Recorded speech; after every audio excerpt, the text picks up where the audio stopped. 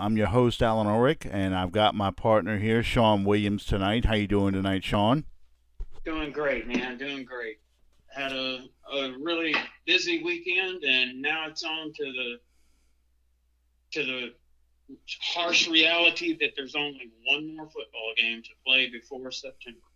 Did you even watch the Pro Bowl? I didn't. Did you even watch it? Um, I it was on as I was doing my thing here, but as far as like sitting down and studying it, no, I paid very little attention to it. I honestly didn't even know when it came on. I didn't know when it ended. I saw, the highlight of Drew Brees throwing the pass to what is it, Callaway, the Lions offense, Lions receiver. Oh, Yeah, and then yeah, he threw a touchdown pass to Michael Thomas, and that's about all I saw of the entire game. yeah. It I have the NFL Network on in here most of the time throughout the night, and it played it like three times, and I don't think I saw much of any of it. Just wasn't interested. No, and it you know it's one of those things where they're not trying. Um, it's almost like 7-on-7 drills. It's becoming like the All Star game in basketball. And it's just I don't know. I've never been a fan of the Pro Bowl to begin with. I've never really watched it. I like the idea of a Pro Bowl, but if you go back and look at the games from the '60s and the '70s, they tried a lot harder. Well, And I think that there should be. I don't pretend to know what exactly the answer is, but in baseball, the All Star game means something because the team that wins has home field advantage throughout the playoffs, or excuse me, in the World Series. hmm Um, Basketball is really just a showcase for the media and the fans. If you could have it to mean something, I think it would have much more appeal. But well, they play at the end of the season. yeah, They even bumped it up between the week between the Super Bowl and the NFC and AFC conference championship games just to try and get more interest. But it's obvious as you watch it, and then um, the people who are playing in the game, and the ones who drop out for various injuries and things like that.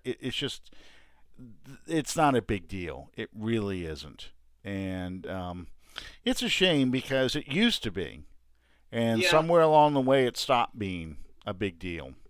I think that they should move it back as it used to be completely after the season, after the Super Bowl. That would allow all your superstars that actually make it to the Super Bowl, allow them to participate if they so choose. Yeah. And at the same time, I think if you're going to make it something of interest, you're going to have to say, okay, well, if you guys aren't interested in playing in it, then take your name out of the hat. Yeah. If you're going to be chosen to do it and then just kind of back out of it, there's no point in even wasting the time. Well, you almost want the all pro players, the guys who got named all pro, they're the ones in the Pro Bowl. That's Yeah, your starters. And you do an all pro AFC and an all pro NFC team. That's your Pro Bowl starters. And then your Pro Bowl players are actually the guys that, or the guys who normally get voted to the Pro Bowl. Those are your backups that can rotate in. But you're all pro, that's your Pro Bowl team. yeah. So I don't know if Well, that's a let me pay better the bills solution or real not. quick. Yeah, go ahead. Thank you guys for joining us on the Underdome podcast. We want to invite you to subscribe to our show on iTunes and on YouTube, and follow us on Facebook on the Under the Dome podcast page. We want to take a minute to wish a very, very happy birthday to the one of the original, and he's still a very big part of what we do here, John Pinto. John, brother, hope you had a fantastic birthday. Wish you all the best. And me personally, On the every year on the day that John Pinto turns another year older, I celebrate a milestone as well because today marks 6 years that I am cancer free. Yep. Uh, and there, I want to start the show off one with a quick word about something that's been in the headlines for several days now, and that's Kobe Bryant. Um, Now we're not gonna spend the whole show extolling the virtues of Kobe. That's been done ad nauseum on every sports channel, every news channel, and uh, I just want to say, no one will ever accuse me of being a basketball guy. For me, it's pretty much football, and that's it. But the thing about Kobe Bryant was that you did not have to be a basketball guy to appreciate the contributions that this man made to his sport. Um, he wasn't always right. He he did some things that people didn't agree with it, but he did it his way, and he changed the game. And he had a fantastic career. And we were sitting here yesterday evening and talking about it, and I can't, as a father, I can't possibly imagine what what that would be like. Um, Knowing what being able to look around you and see what's about to happen, and your 13-year-old daughter sitting there next to you. I, I honestly, that I honestly don't think they had any clue. I'll be honest with you. I don't think they realized that they had gotten that close to that mountain until they heard the trees, and it was too late. They were already hitting the side. I think it was because it was that foggy. So yeah, it just before they I, realized it, it was over. I it breaks my heart again as a father to lose uh, to lose not just one but two members of the family Yeah. at one time in such a tragic accident. That just almost defies words for me. Um, I I can appreciate the body of work that this young man put together, and he literally grew up in front of our eyes and became a man and changed the NBA. And I just wanted to say that to someone on that level, to lose him like this is a tragedy. And our thoughts and prayers go out to the Bryant family and the families of the others that lost their lives in this accident as well. And we'll see you on the other side, brother. Well, I can unfortunately I can really relate to everything that happened because my daughter played AAU basketball, and that's exactly what they were going to an AAU basketball tournament, and it was Kobe and his daughter. It was a mother and a father and their daughter, one of Gianna's teammates, and another mom and daughter and a coach. All were killed in that plane crash, and of course, with the helicopter pilot. But you know, three AAU girls, three teammates. I know exactly what it sounded like in that helicopter before they took off, when they first got up in the air, because I've been around. Like I said, my daughter played AAU basketball from 7th grade to 12th grade. The excited, energy in there. They were probably talking about everything but the game they were getting ready to play. So it is very heartbreaking, and yeah, it was surprising, and today is 34 years since the Challenger accident. That Yes. it's one of these things that it's January. We start marking a lot of tragic events. It's a shame. Um, but Kobe Bryant came of age when basketball really needed another shot in the arm. It was the Jordan era was coming to an end. Um, the bad boys, of course, and the Detroit Pistons were long gone. You know, basketball really needed that shot, and this was a time when a lot of people were watching ESPN. Basketball was getting a lot more coverage because of Michael Jordan, and here comes Kobe Bryant to elevate this. Because, quite frankly, I mean, you're talking about an entire generation. They don't remember James Worthy. They don't remember Kareem Abdul-Jabbar. They don't remember, Magic. All those players, Larry Bird in the Celtics. They don't remember those games, but they remember Kobe with the Lakers. And the Lakers are like the Dallas Cowboys of basketball. Where the Lakers go when they're successful, the NBA is more popular. It's just the nature of the beast.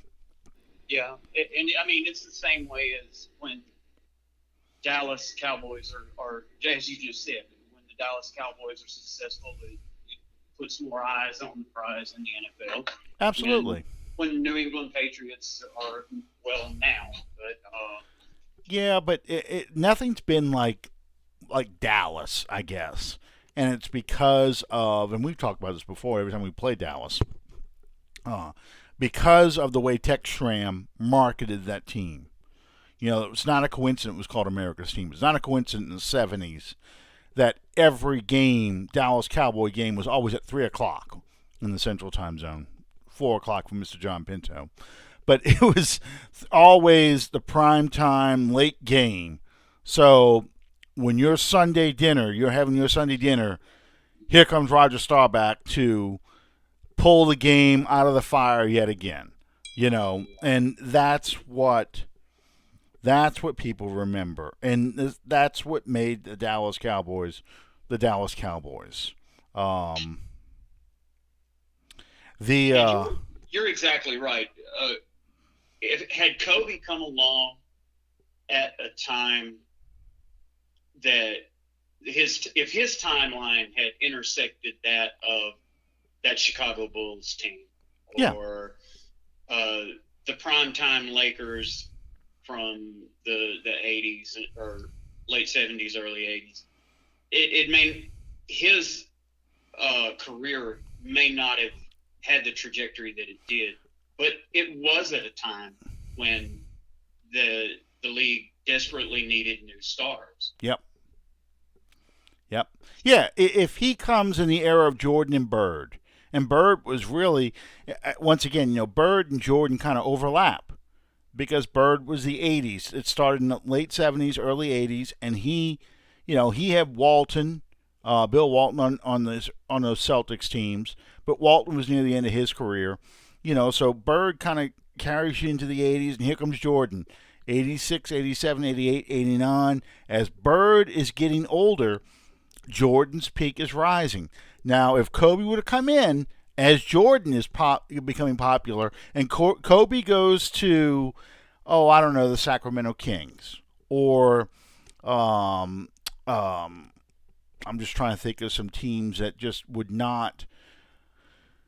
The Utah Jazz back then, the Clippers. Yeah, he's not going to be the star because you've got too many teams, too many great players. But he is coming in just as Jordan had retired, tried the whole baseball thing for a couple of years, but the whole Jordan machine was coming to its end. Even as he came back, it wasn't. Kobe came at just the perfect time for the NBA. So, and that's what you're seeing. You're seeing the Kobe generation mourn. When Michael Jordan dies, you're going to see the Jordan generation mourn his death. Yeah. and So and along the same lines, when Kobe's career started to wind down, you saw the emergence of the King. oh yeah, yeah, LeBron James, absolutely, absolutely. I mean, it's just the nature of the beast. It really is because we're seeing this in the NFL. they keep trying to push it forward, and you got one of those young stars playing Sunday, um, you know, Patrick Mahomes, but you see that with Lamar Jackson. Um, you're trying to find who are going to be the next great quarterbacks in the NFL. Where is that going to come from? Because Brady's getting at the end of his career. Peyton Manning is gone. You know, Drew Brees is near the end of his career. Who are going to be the next stars? We have Montana, Young, Elway, Marino, all those quarterbacks. Now, who are going to be the new quarterbacks of the NFL? And you see that with, as they look at Russell Wilson, as they look at um, Patrick Mahomes, Lamar Jackson. Where's those next stars going to come from? And that's what drives for television. That's what drives the viewerships. Follow the stars. We're going to make it all about those star players. So. Yeah, but I just wanted to address this. Oh, no. It's It's something fine. that goes, in my opinion, it's something. Sports is such a prevalent part of the entertainment industry these Mm-hmm. days. So when something like this happens, it crosses all the boundaries between everything else. And I mean, at the end of the day, he was just a guy. He was just a dad. He was just a businessman that was starting the second chapter of his business life. Um, and Well, yeah, and the suddenness of it. This was yeah, not somebody who had been going through an illness. This is not somebody who was old by any stretch of the imagination. It's just it was shocking to people. What happened? How could this have happened? yeah, And the fact that he was with his family. That's what does it, and that's why people are reacting the way they are. This is a generation that grew up watching this player, and it's the first generation player that is passed on. And that's what they're having a hard time coming to grips with. You yeah. know, but anyway, let's talk a At, little bit about the Super Bowl. if we must. Yeah, this is a football show, but Yeah, and maybe it's because I haven't been watching anything, but this is a very low key Super Bowl so far. it I'm not is. seeing a lot of hype about this game. Um, I don't know if it's just because of the teams that are involved, but and I'm sure it's going to pick up more. But we're not hearing. There's not a lot of stories behind this game, and these teams. Um, so if you're the 49ers, how do you win this game? Lots of prayer. Um, you hope that when you come out the tunnel, Joe Montana might be dressed out. To be, in all honesty, and I'll get into it. I've already told who my pick to win the game is. That's not a big secret. But for San Francisco, they're going to have to come out the blocks like they're possessed. They're going to have to start fast. If there's anything that I've seen and noticed about this Chiefs team over the course of the playoffs is that they are notoriously slow starters. Mm-hmm. But they also have the offensive firepower to score a bunch of points in a little bit of time. Yeah. You're gonna have to find a way to disrupt Patrick Mahomes' timing. And as we always say when we're talking about Drew Brees, get him off his mark. Mm-hmm. Uh, but with Mahomes, I don't know that gives you a decided advantage because he plays so well scrambling out of the pocket. Mm-hmm. Mm-hmm. Yeah.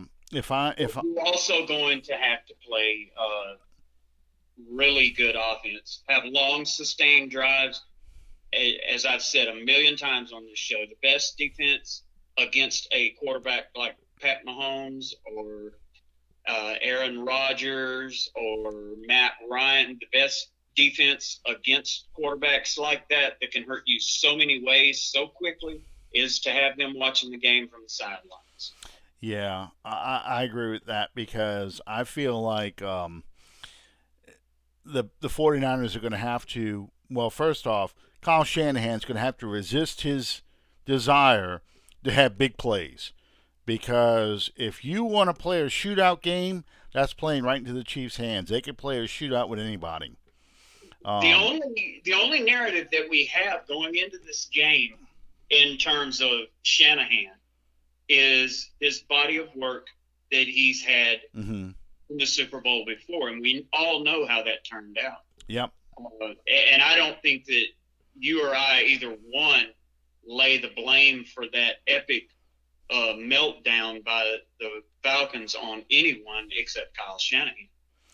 You were wanting to create a benchmark moment for your quarterback that had just won the MVP, and you just kept putting the ball in his hands. And right behind Matt Ryan, you had probably the top running back duo from the season. All you had to do was run the ball and run out the clock. But you continued to flirt with disaster, and it turned around and it bit you in a monumental way. Well, he wanted to blow out Belichick. He wanted to humiliate Belichick. He wanted to have this team go down as one of the greatest football teams ever. And the way he was going to do that was to blow be better than the greatest show on turf. Blow Belichick and the Patriots out, 45-3 kind of game. That's what he wanted. And when he lost sight of where he was in the game, he lost sight of, okay, you've almost got this game won.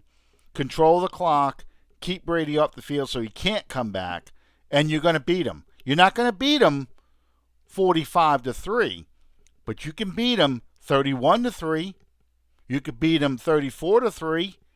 Just take your time, milk the clock, and make it impossible for them to come back. And he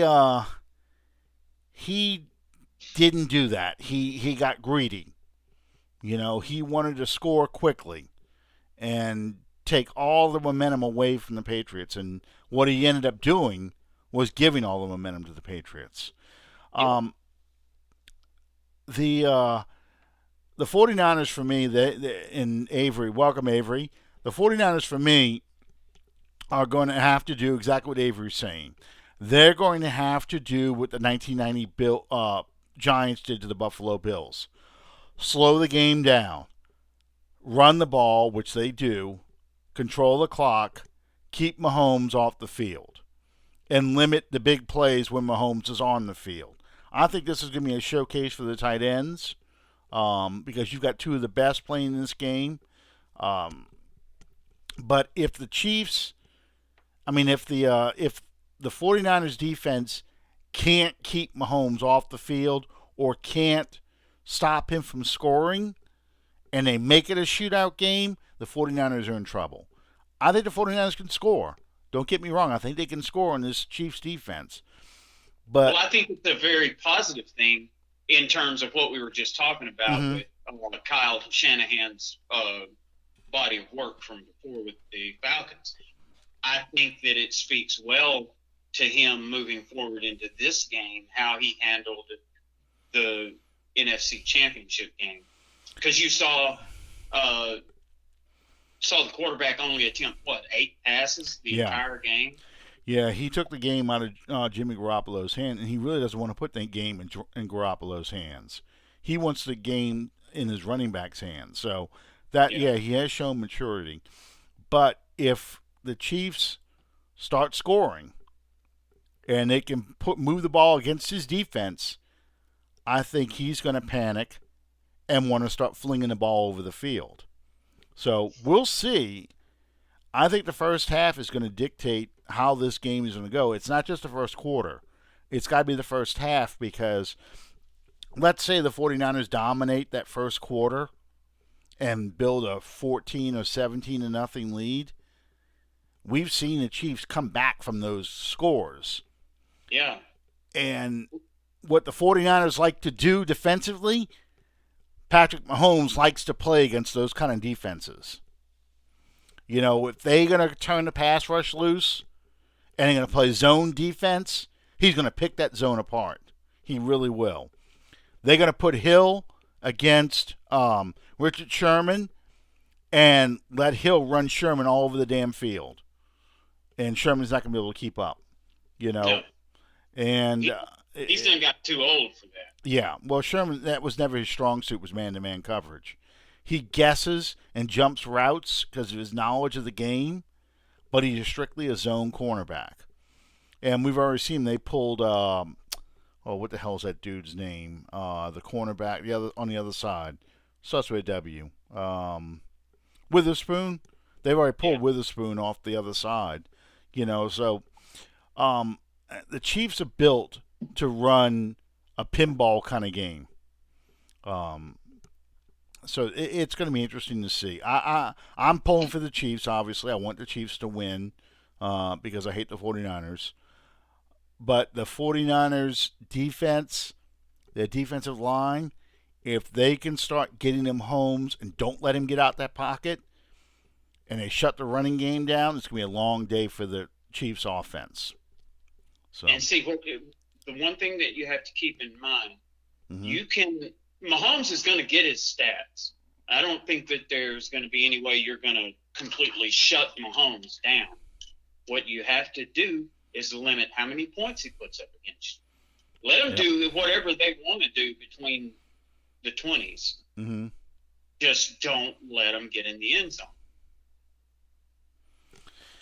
That's going to be tough. It's going to be tough. I'm predicting something a lot like the Saints-49ers game, a 49-46 kind of Super Bowl. I could be totally wrong. This could be a 19-20 kind of game, like Super Bowl 25, Giants-Bills, because it's setting up a lot like this game. But I'm not putting the San Francisco defense in a Bill Belichick Giants kind of game. I don't think their defensive coordinator is on Belichick's level that can figure out a game plan to slow the game down and keep Mahomes off the field completely. Yeah, they're not going to be able to, like I said, completely shut the Chiefs down. Mm-hmm. They have too many weapons. They can get you too many different ways. And I'm interested to see how the first quarter plays out and the adjustments that are made to that. Yep. And, you know, to me, the 49ers' biggest weakness, and I've seen it all season, is they have trouble dealing with tight ends. Pass-catching tight ends that can attack the seam and go up top. We saw that when they played us, and you had Jared Cook going downfield on them. We saw that in some other games this season, and look what you got coming against you. Travis Kelce's probably one of the best pass-catching tight ends in the league. And I think that no one on that defense can cover him. And you can say the very same thing about Kittle. Yeah. As well. Oh, yeah. But, you know, I don't know. I mean, I know Kittle's going to be heavily involved in the game, but Deebo Samuel and that running game is what's going to be key. Kittle's going to be important for first downs, but he's more important as a blocking tight end. So they can get that running game going. Yes. You know, and how the Chiefs' defensive front matches up with the 49ers' offensive line, that's going to be key as well. I agree. Speaking of which, we're, you know, I'm guessing you're picking the Chiefs as well, correct? I am. I am going Kansas City Chiefs, and call me crazy. I don't think it's even going to be close. Wow. I think it's going to be close, but I'm pulling for I'm going to put the Chiefs up too. I think the game is going to be a high scoring game. I think it's I going to be do an too. exciting game for fans, a fun game to watch, but I think it's going to be a lot higher scoring than what we expect, especially in the second half. Um, but speaking of which, we've been breaking down the Saints and their strengths and weaknesses in each position. We did the quarterbacks, the running backs. We talked a little about the wide receivers last week. Um, Tonight I wanted to talk about the tight ends and um, the offensive line because the offensive line, especially, that's the area where the reason why we're not playing Sunday, I think, is in the offensive line, it not showing up for that Vikings game, and what we need to do to make the offensive line better because I think that also affected us last year, too. In those last 4 games of the season, both playoff games, I think the offensive line getting beat up and worn out by the end of the season shortened our Super Bowl trip last year.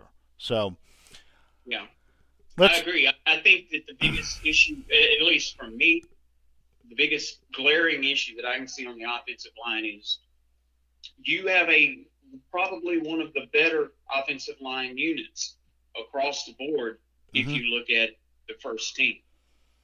3 Pro And Bowlers and an All Pro. yeah, and my pick for the Saints for Rookie of the Year at center, Mhm. um, you've got a very solid, durable. I don't know what other adjectives to use. Front of the room there, but you don't have quality depth behind. Yeah. And when I say quality depth, I'm talking about okay, Teron Armstead goes down for 3 weeks. What are you going to do? Mhm. Your answer is Andrus Peat. Now, anytime you move Andrus Peat out of that guard position, his viability goes down a few notches. Now, it's great that you have someone that is versatile enough to start for you at several different positions, but his ability at anywhere besides guard is not going to be as good. We've seen that. Plus, durability for Pete is also an issue, just like it is for Armstead, just like it seems to be becoming for Wolf. These guys aren't young anymore.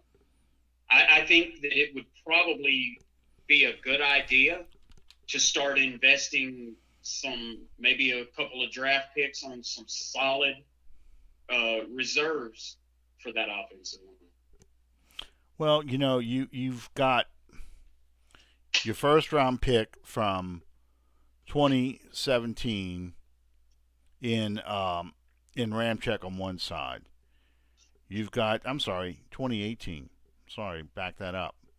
You've got your second round pick from 2019 at your center spot. Your first round pick from 2015, who's your oldest player, in Pete, and your third. Armstead's older than Pete, is he not? Oh, that's true. Yeah, Armstead is older. Armstead is 20. Isn't he 2013? He's I, 2013. I Yeah, think so, yeah. yeah, third round pick in 2013 because yeah he replaced Charles Brown, the famous "I've seen enough" game.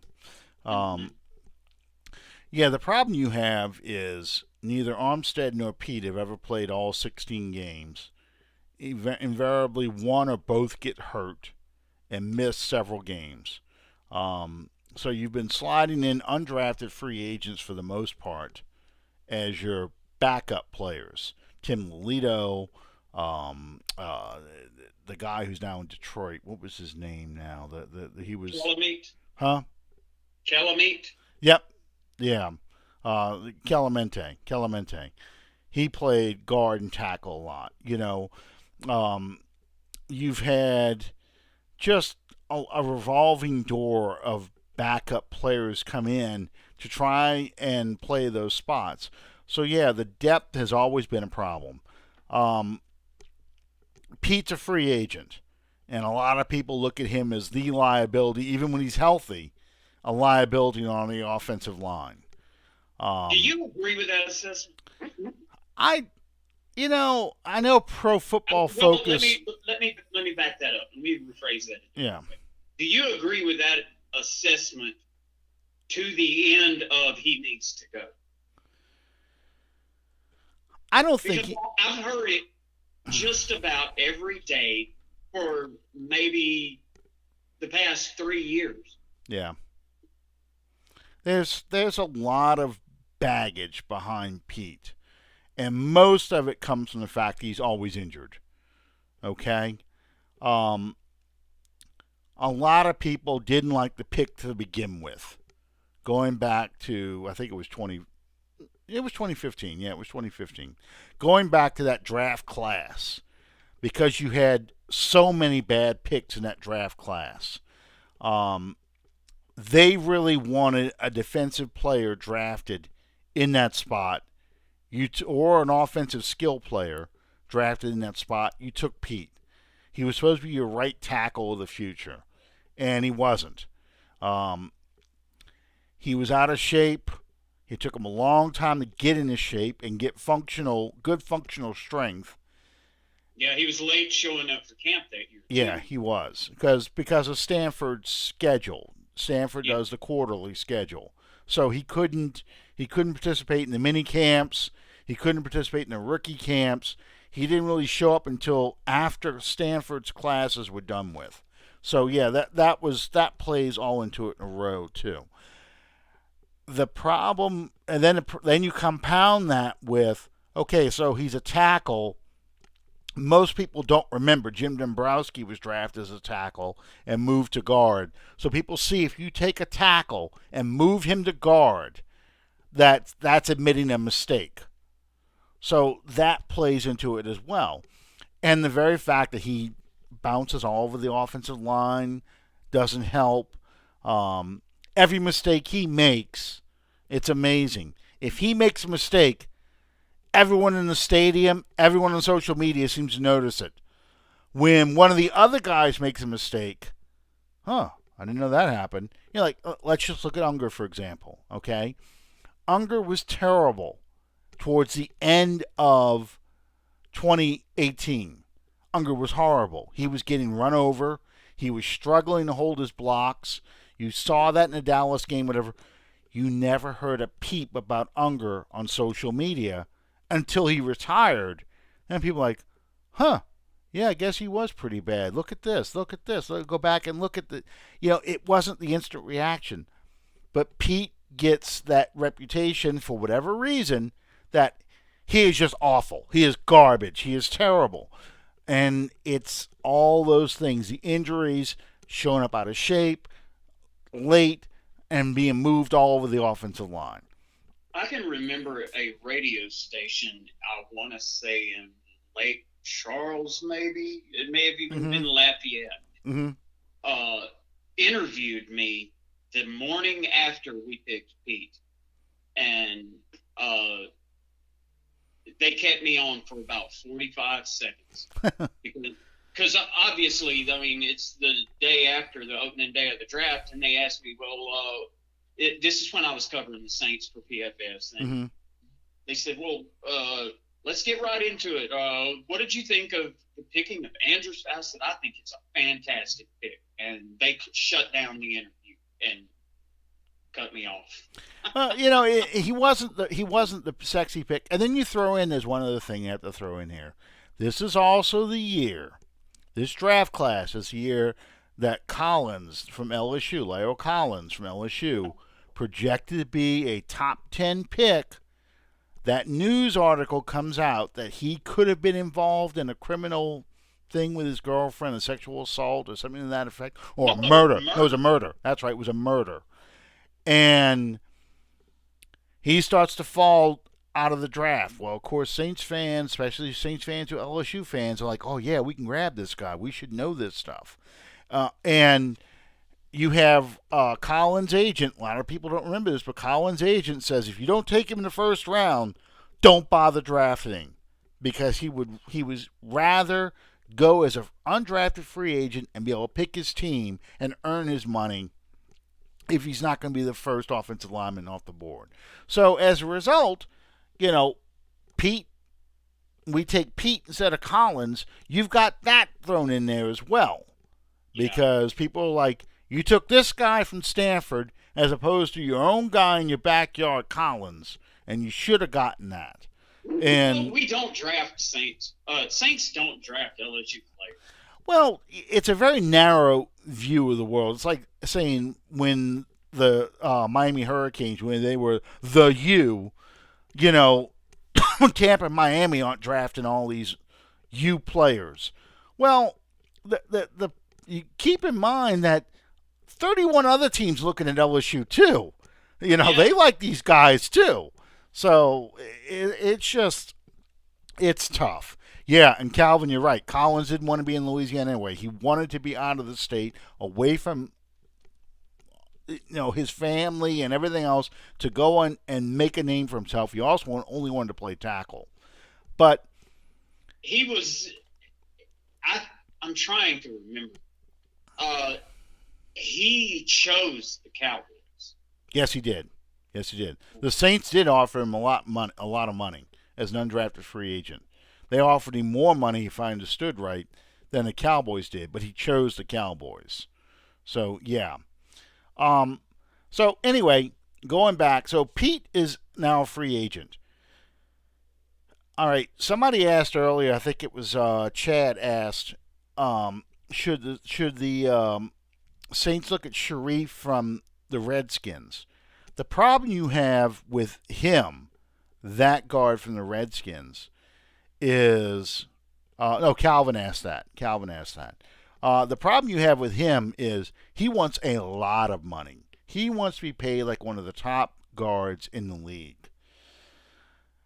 Well, Now, I if believe he was the first offensive lineman taken in that draft, wasn't probably oh Pete, yeah, Pete he? was. No. Oh, Scherf. I When have to the go back and Redskins look. drafted him, I want to say he was one of the first linemen chosen.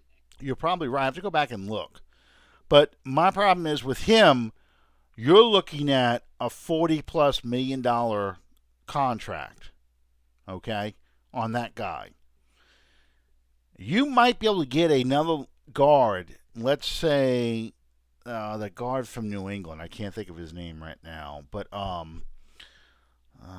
knew I should have pulled this page up. I had it up here before.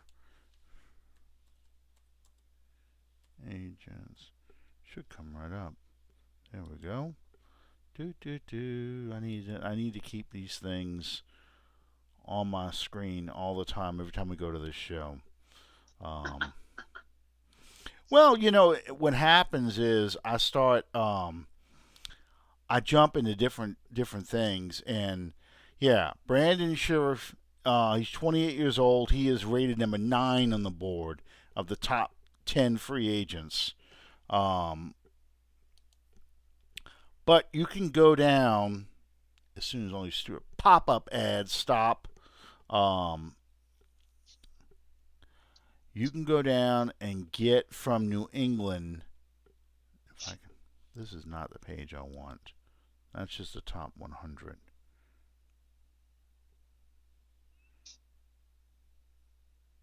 Where's my?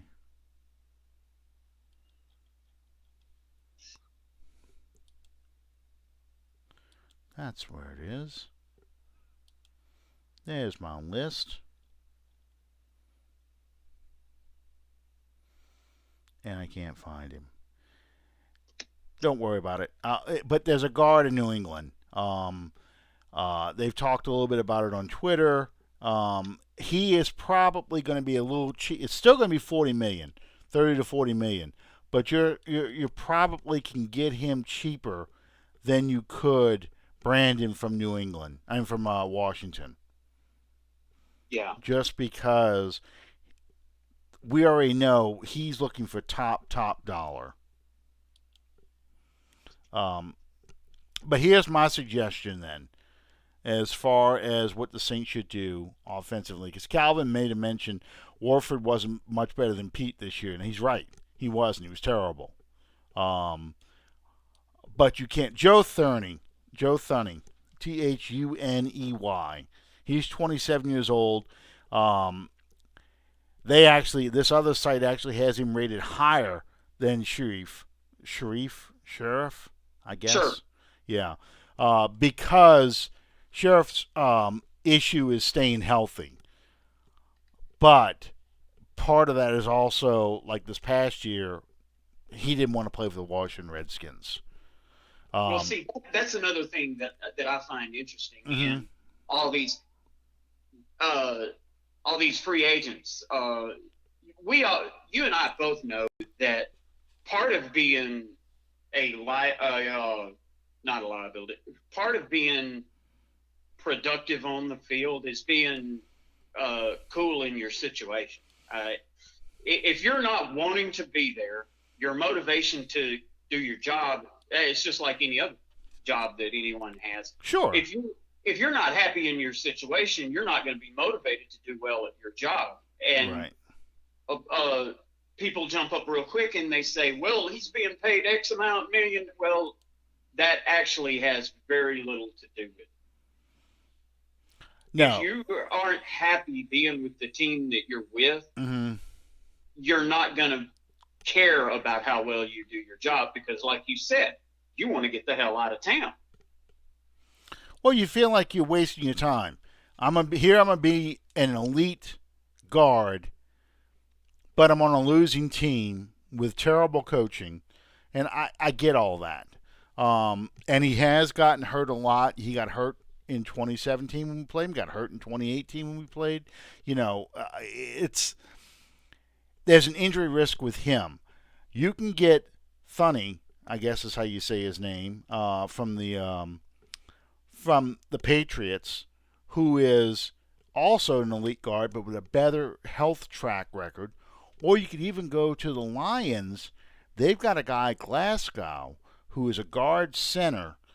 Again, that's a good position for the Saints because they like having guys who can play multiple positions on the offensive line. Now, you're going to have to save money, so you're probably going to have to cut Nick Easton to save money off of his contract so, so you can essentially pay an upgrade at guard.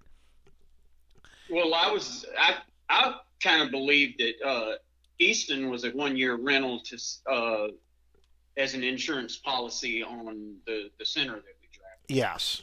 Yeah. Yeah. That's all I, I ever considered. I looked at him the same way. He was coming in just in case they couldn't get a center in the draft. I think guard should be one of the first things they sign, because I think the only way Pete comes back is if there's nothing left. The market has just been priced completely out of the Saints' hands, and I don't think Pete gets many offers, if any, even though he's been a two-time Pro Bowler. I think people see the film, they see the injury history. They're not going to give him a lot of money. So the only way you would bring Pete back is if the market completely, the Saints are completely priced out of it, and you got to get a body again in there. I think the Saints, though, draft an offensive tackle in this draft, whether it's the first or the third round pick, okay? Because you need that third tackle. And you can groom him to be your future left tackle because I think they're running out of patience for Armstead. He's never played in a complete season. Armstead is, when he's healthy, probably the best left tackle, not just in the league, but probably the best left tackle the Saints have had in their franchise history since Willie Roaf. But the problem is he can't stay healthy. And once he gets nicked up, once he gets dinged up, he's not nearly as effective as he was before the injury. So you're going to have to look at replacing your tackle. And I think if you get that third tackle and you spend your money on your guard, you've upgraded your line to an extent that Okay, we can live with Warford being on his last year of his contract, and we'll address that guard position next year. But we don't have two holes at the guard spot. We've got one, and we can work with that. And we've got a third tackle who can come in and start for us when the injuries happen. Not if, but when. So that's how I'm looking at it. Then you use, your backups. Unfortunately, are still going to be people like Cameron Tom, people like the kid from Clap. LSU, yeah, Will Clapp. Oh, that reminds me. Okay, you never been to the Saints game since Will Clapp's been that third tackle. There's a guy, whoever does the sound effects or plays the music between plays, every single time Will Clapp comes in as a tackle eligible, they play either one or two songs. They play "Everybody Clap Your Hands" just as he's coming running on the field. They look for him, or they play "We Got the Clap." Dun, dun, dun, we got the clap. You can hear that though. It's hilarious. I don't know who's doing that, but I mean, and here comes the official. Number 67 is reporting as eligible. So Okay, it's let me great. ask you this. Yeah. You got a blank canvas, and you've Mm-hmm. got the 24th pick in the first round. Mm-hmm. And I may be getting ahead of our evaluations on the rest of these position groups, but Yeah. at this point, right now, a week away from the Super Bowl, Mm-hmm. what position do you address with that 24th pick? Depends on how this draft is falling. I'll be dead I honest knew with you you. were going to say.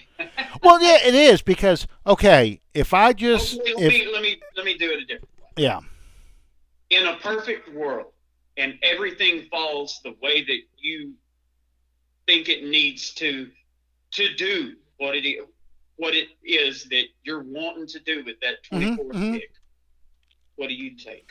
I'm probably if the draft unfolds the way I think it's going to, you're going to have one of those top wide receivers fall to you at 24 because I think people grab offensive linemen, pass rushers, cornerbacks, and quarterbacks early in this draft.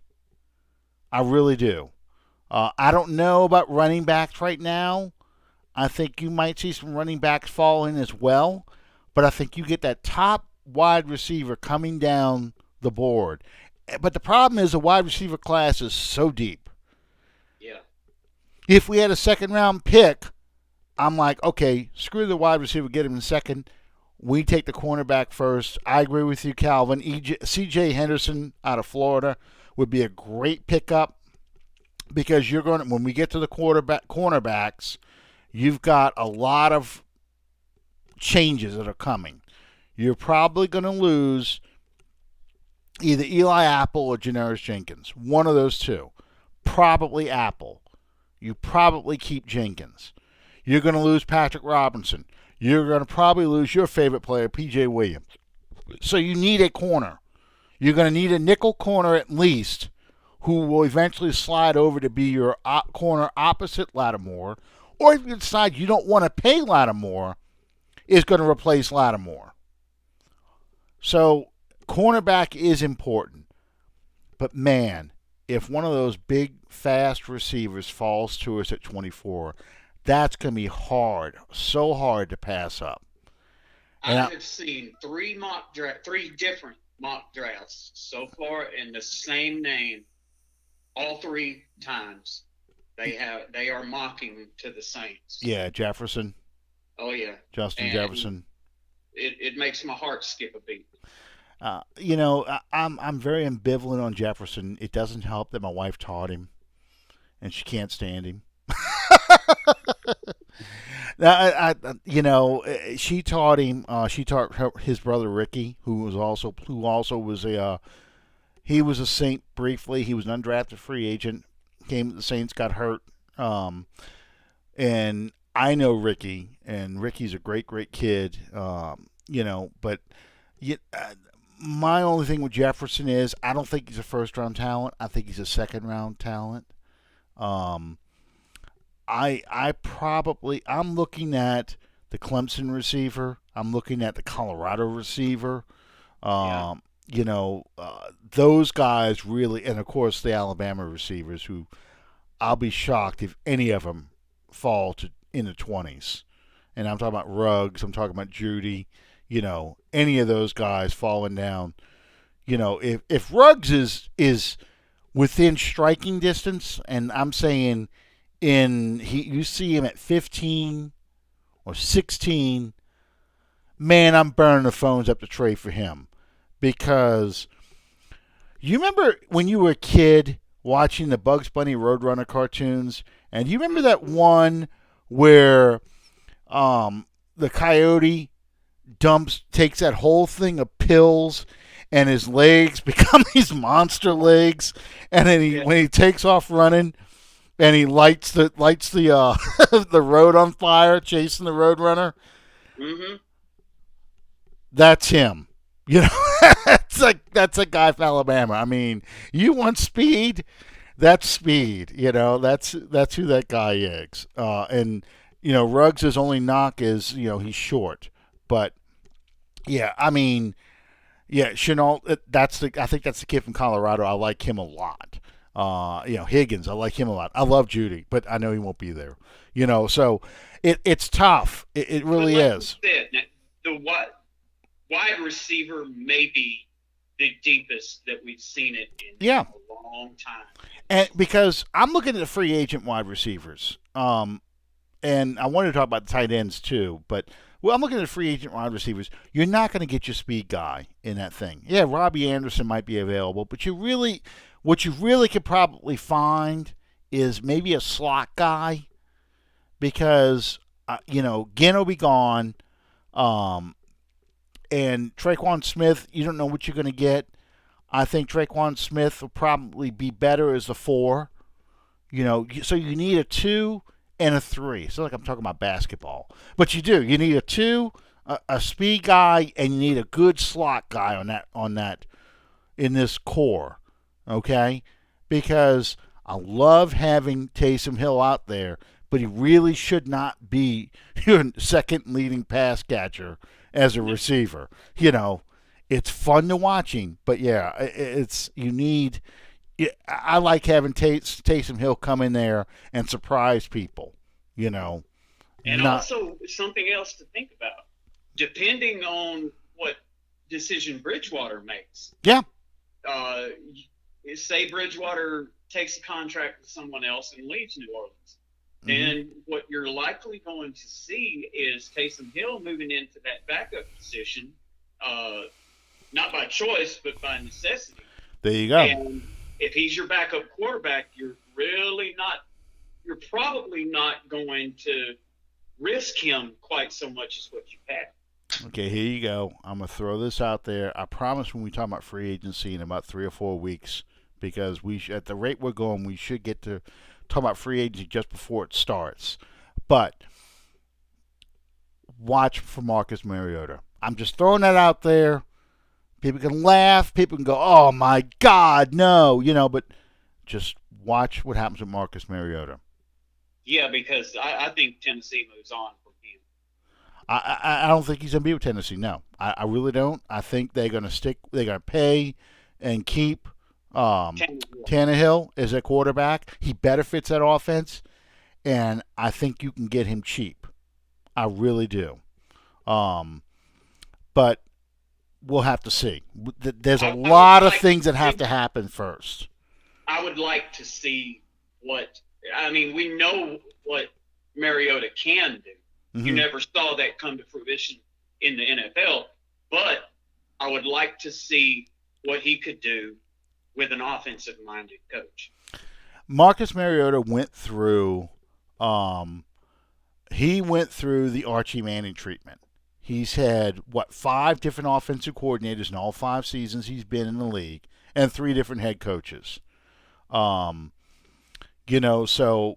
if you lose Bridgewater, you could probably get a Marcus Mariota. I say probably. You could possibly get Marcus Mariota cheap like you had Bridgewater, and make him your number two guy, Taysom your number three, and you can still use Taysom like you want to as your gunner, as your fullback, as your jackknife, your Swiss Army knife.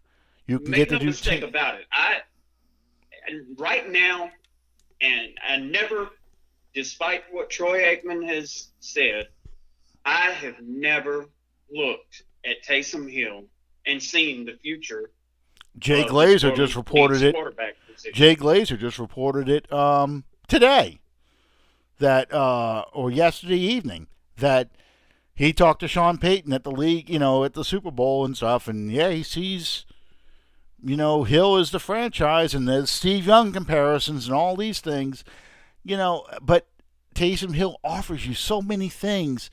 You got to replace all those pieces, and that's what I wanted to go with the tight ends here. You've got a good pass catching tight end now with Jared Cook. Even though he's going to be 32, he's still a young 32. This is not like what you had with Ben Watson when Ben Watson took over. Where Watson was clearly an older player who's taken a lot of beatings. But you've got to upgrade behind him. Hill is a glorified blocker who can catch some passes. You're going to need to bring somebody in. I don't know if we can get a tight end in the draft, but here's a name to watch, and I'm just throwing it out there again. Austin Hooper from the Atlanta Falcons. He is probably the top-rated tight end on the board, but Hunter Henry's going to draw a lot of attention. But Austin Hooper, San Diego or Los Angeles now. I'm sorry. oh I yeah, don't see them letting him roll. I don't think they will either. But you look at a guy like Austin Hooper, who the Falcons won't be able to keep. What do they do? Can we grab him cheaply? And get him as a 1-2 tandem with Jared Cook. That's something I'm going to watch for. I don't know. I don't know what kind of market it's going to be for the tight ends, but he would be an interesting name to watch to see what people do. Because the only other name that really pops out at me, but he's a restricted free agent, is that kid Hollister from Seattle. I can't see them letting him go. Then the rest are just old players. Nothing really. Nothing that really pops out as a good number two / number one kind of guy. That along with Cook, but Austin Hooper is a guy I'm watching in this free agent class a lot. I like him better, like most of the receivers that are in the free agent class, honestly. Okay, you got a prediction for Sunday? Yeah, I do. My prediction is I think it's going to be a high scoring game. I think um, Patrick Mahomes pulls it out late. I'm going to say 41-37, 41-35, something like that. That they win. The Chiefs win. I don't think. I just can't. I'm going to hate it if it happens, but I just can't see the 49ers winning this game. Not unless Garoppolo, they take the shackles off Garoppolo and let him throw the ball over the field. Yeah. Well, I got the Chiefs 52-37. 52-37. Wow. I Yeah. don't know if you'll get. The only prayer that have, in my opinion, is if they can manage to keep it close. And you will get a feel for how